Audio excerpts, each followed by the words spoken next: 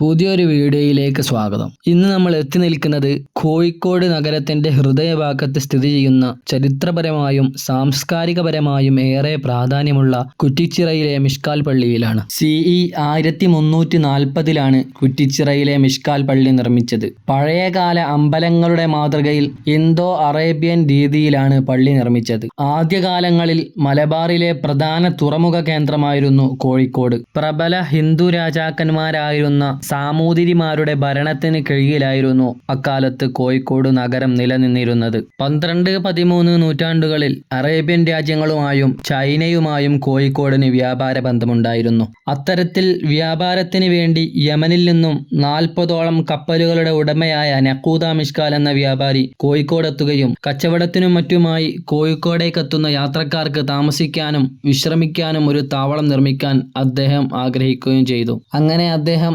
സാമൂതിരിയോട് സ്ഥലം ചോദിക്കുകയും ഇത് പ്രകാരം സാമൂതിരി രാജാവ് മാപ്പിളമാരുമായും തെക്കേപ്പുറത്തെ കോയമാരുമായും ചർച്ച നടത്തുകയും കുറ്റിച്ചിറയിൽ തന്നെ രാജാവ് സ്ഥലം നൽകുകയും നഖൂദ മിഷ്കാൽ അവിടെ പള്ളി നിർമ്മിക്കുകയും ചെയ്തു. നഖൂദ മിഷ്കാൽ നിർമ്മിച്ച പള്ളിയായതിനാലാണ് ഈ പള്ളി മിഷ്കാൽ പള്ളി എന്ന പേരിൽ അറിയപ്പെടുന്നത്.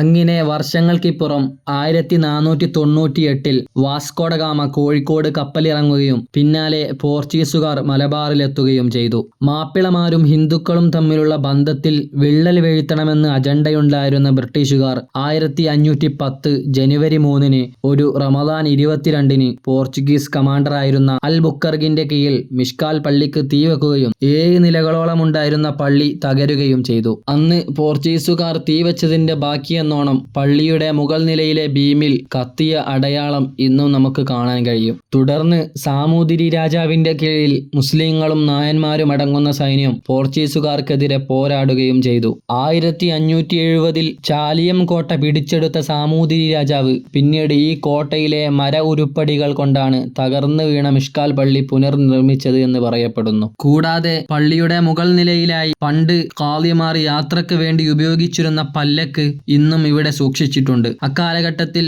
ഖാദിക്ക് സാമൂതിരിയുടെ സദസ്സിൽ വലിയൊരു സ്ഥാനമുണ്ടായിരുന്നു. മുസ്ലിങ്ങളുടെ വിവാഹ സംബന്ധമായ പ്രശ്നങ്ങളിലും മതപരമായ മറ്റ് സാമൂഹ്യ പ്രശ്നങ്ങളിലുമെല്ലാം തീർപ്പ് കൽപ്പിക്കാനുള്ള ഒരു ശരീഅത്ത് കോടതിയും അക്കാലഘട്ടത്തിൽ ഉണ്ടായിരുന്നു. ഇതിനെല്ലാം അന്ന് ഖാദി സഞ്ചരിച്ചിരുന്നത് ഈ പല്ലക്കിലായിരുന്നു. 3 ആളുകളാണ് ഈ പല്ലക്ക് ചുമന്നിരുന്നത്. 2 ആളുകൾ ചുമട്ടുകാരായും മറ്റൊരാൾ പകരക്കാരനുമായിരുന്നു. പല്ലക്കിനെ കൂടാതെ ഖാദി സ്വന്തം കൈപ്പടയിൽ എഴുതിയ നിരവധി കിതാബുകൾ, സാമൂതിരിയുടെ കാലത്തെ ചെരുപ്പുകൾ, ഖാദിമാർ തലപ്പാവ് സൂക്ഷിച്ച മരക്കുറ്റി, ഖാദിമാർ കിതാബ് എഴുതാൻ ഉപയോഗിച്ചിരുന്ന തൂവലുകൾ തുടങ്ങിയ നൂറ്റാണ്ടുകൾ പഴക്കമുള്ള വസ്തുക്കൾ ഇവിടെ ഇപ്പോഴും സൂക്ഷിച്ചിട്ടുണ്ട്. തുറസായ ഒരു സ്ഥലത്ത് ഉയർന്നു നിൽക്കുന്ന മിഷ്കാൽ പള്ളിയുടെ അടിത്തറ നിർമ്മിച്ചത് ചതുരക്കല്ലുകൾ കൊണ്ടാണ്. കൂടാതെ 4 ഭാഗത്തും ഇടനാഴിയുള്ള ഏക പള്ളി കൂടിയാണിത്. പള്ളിയുടെ 4 വശങ്ങളിലായി അർദ്ധവൃത്താകൃതിയിലുള്ള നിരവധി കവാടങ്ങളുണ്ട്. ചുറ്റുമതിലുകളും മരത്തൂണുകളുമാണ് മേൽക്കൂരയെ താങ്ങി നിർത്തുന്നത്. പള്ളിയുടെ താഴെനില ഒഴികെ പൂർണ്ണമായും മരങ്ങൾ കൊണ്ടാണ്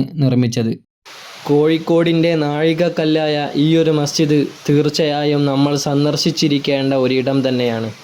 തുടർന്നും ഇത്തരത്തിലുള്ള വീഡിയോകൾ നിങ്ങളിലേക്കെത്താൻ ഈ ചാനൽ ഇപ്പോൾ തന്നെ മറക്കാതെ സബ്സ്ക്രൈബ് ചെയ്യുക.